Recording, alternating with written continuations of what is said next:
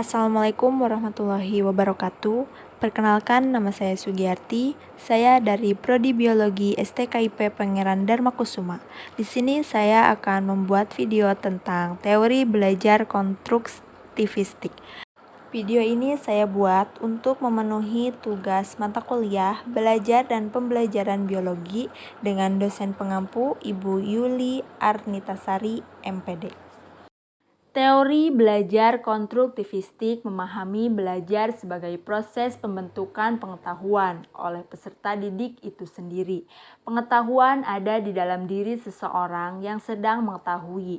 Dengan kata lain, karena pembentukan pengetahuan adalah peserta didik itu sendiri. Peserta didik harus aktif selama kegiatan pembelajaran, aktif berpikir, menyusun konsep, dan memberi makna tentang hal-hal yang sedang dipelajari. Tetapi yang paling menentukan terwujudnya gejala belajar adalah niat peserta didik itu sendiri. Sementara peranan guru dalam belajar konstruktivistik adalah membantu agar proses pengkonstruksian pengetahuan oleh peserta didik berjalan lancar.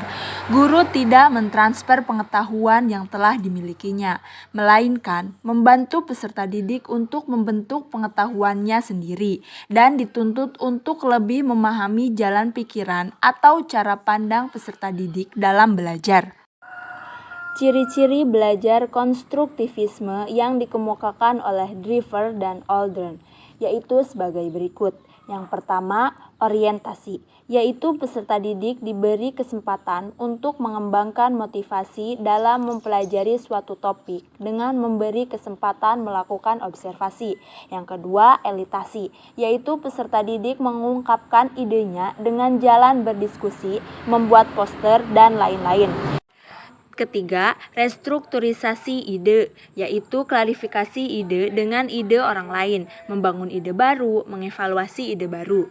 Yang keempat, penggunaan ide baru dalam setiap situasi, yaitu ide atau pengetahuan yang telah terbentuk, perlu diaplikasikan pada bermacam-macam situasi.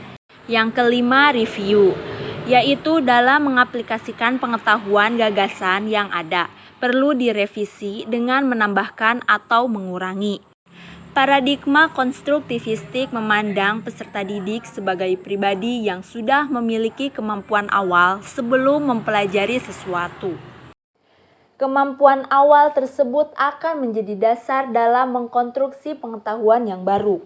Oleh sebab itu, meskipun kemampuan awal tersebut masih sangat sederhana atau tidak sesuai dengan pendapat guru, sebaiknya diterima dan dijadikan dasar pembelajaran dan pembimbingan. Peranan guru dalam interaksi pendidikan adalah pengendalian yang meliputi pembentukan kemandirian dan kesempatan untuk mengambil keputusan dan bertindak. Menumbuhkan kemampuan mengambil keputusan dan bertindak dengan meningkatkan pengetahuan dan keterampilan peserta didik, menyediakan sistem dukungan yang memberikan kemudahan belajar agar peserta didik mempunyai peluang optimal dalam belajar. Pandangan konstruktivistik mengemukakan bahwa lingkungan belajar sangat mendukung munculnya berbagai pandangan dan interpretasi terhadap realitas, konstruksi pengetahuan, serta aktivitas-aktivitas lain yang didasarkan pada pengalaman.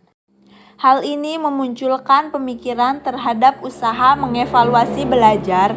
Pandangan konstruktivistik mengemukakan bahwa realitas ada pada pikiran seseorang. Manusia mengkonstruksi dan menginterpretasikannya berdasarkan pengalaman. Konstruktivistik mengarahkan perhatiannya pada bagian seseorang, mengkonstruksi pengetahuan dari pengalamannya, struktur mental, dan digunakan untuk menginterpretasikan objek dan peristiwa.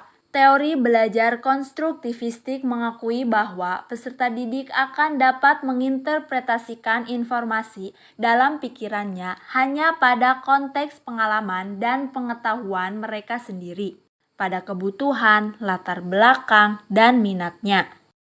Implikasi teori konstruktivistik jika dikaitkan dengan proses pembelajaran modern adalah berkembangnya pembelajaran di web dan pembelajaran melalui sosial media. Pembelajaran pada abad ke-21 telah banyak mengalami perubahan, integrasi internet, dan sosial media, memberikan perspektif baru pembelajaran.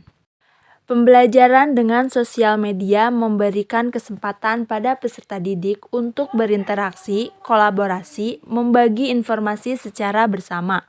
Sama halnya dengan pembelajaran melalui sosial media. Pembelajaran melalui web memberikan kesempatan pada peserta didik untuk melengkapi satu atau lebih tugas dengan menggunakan jaringan internet. Selain itu juga dapat melakukan pembelajaran kelompok dengan menggunakan internet, seperti Google Meet. Pembelajaran melalui web ataupun sosial media ini sejalan dengan teori konstruktivistik di mana peserta didik adalah pembelajar bebas yang dapat menentukan sendiri kebutuhan belajarnya. Nah, dapat kita simpulkan, belajar adalah penyusunan pengetahuan, sedangkan mengajar adalah menata lingkungan agar peserta didik termotivasi dalam menggali makna. Pemikiran tadi, pembahasan mengenai teori belajar konstruktivistik dan implementasinya dalam pembelajaran. Sekian dari saya, mohon maaf bila ada kesalahan. Wabillahi taufiq wal hidayah. Wassalamualaikum warahmatullahi wabarakatuh.